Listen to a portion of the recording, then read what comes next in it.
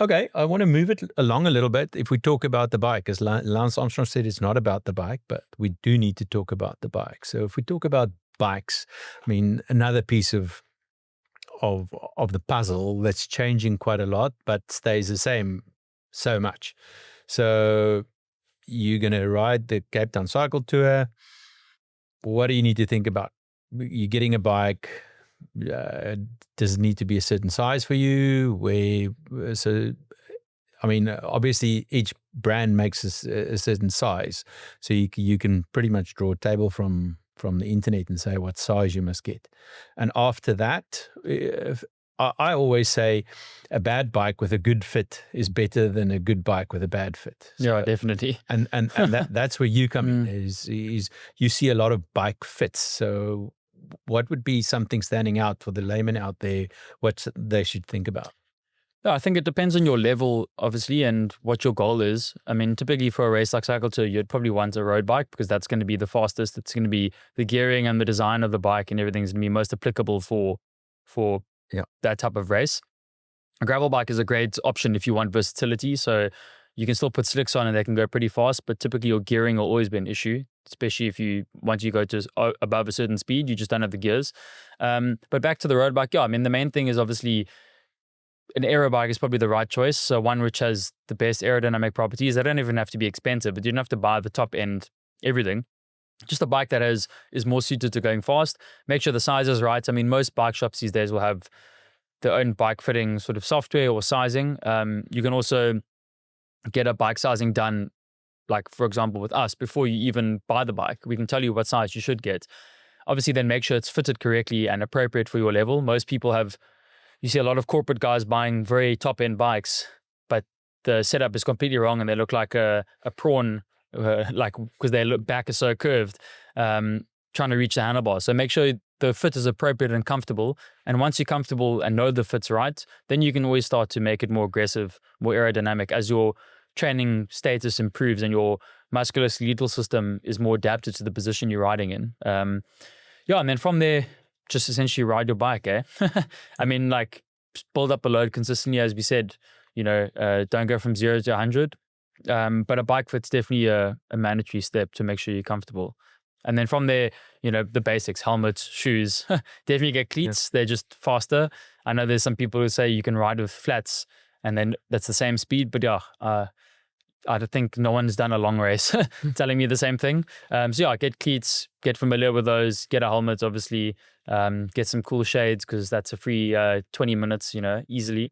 And make sure your bike fit is comfortable and that, once you're at a certain point where you're happy with how you feel on the bike, you can always look at upgrading technology and equipment. But obviously those are the kind of big necessities. Yeah, and the saddle. I think the saddle is really important if you're going to sit in the bike for 3 to 4 hours. Yeah, so I think at the end of the day, be comfortable, like you say, to 2 to 3 hours. And I want to move a little bit towards the when you said buy a new technology and what's been interesting in the last Tour de France and now this week with Jonas riding 150 crank lengths, which you've got a bit of a view on. So it's quite interesting now. Who rides what and for the layman out there, how do you choose? Do you just take the one? And for the pros or the weekend warriors, do they need to think about crank lengths? Yeah, I mean, it's quite a hot topic at the moment, and I think it's very difficult to paint everyone with the same brush saying go shorter. I mean, typically crank length is ideally, it should be like based off your leg length if you look at it mathematically.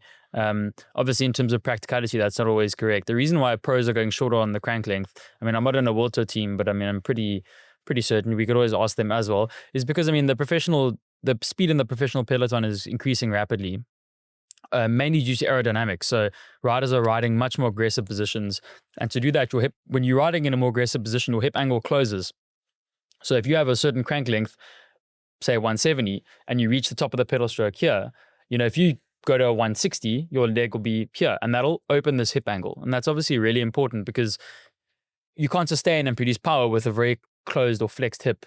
So the reason why pros are going shorter and when I say that they're actually going bigger on chain rings typically, is because they want to just open their hip angle in that aggressive position. We've seen in the triathlon space, time trial space for years already, people have been running bigger chain rings, shorter cranks, because they're in a very aggressive position to go fast. All right.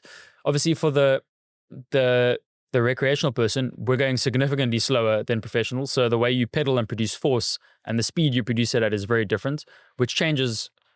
It's difficult to explain, but if you ride a bike at 20 km per hour up a very steep hill versus 10, you'll understand more of what I mean. But the biomechanics and the forces you're applying and the load on the body is very different to when you're going at 20 km per hour up a hill.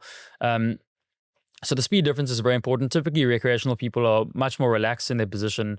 So I would definitely say you don't want to be too long in a crank, but likewise, there are pros and cons to both. There's no evidence currently that I know of that shows which one is better. There have been a few studies on, sprinting power and all these sort of things, but I think it's really individual. And if you want to experiment, you can.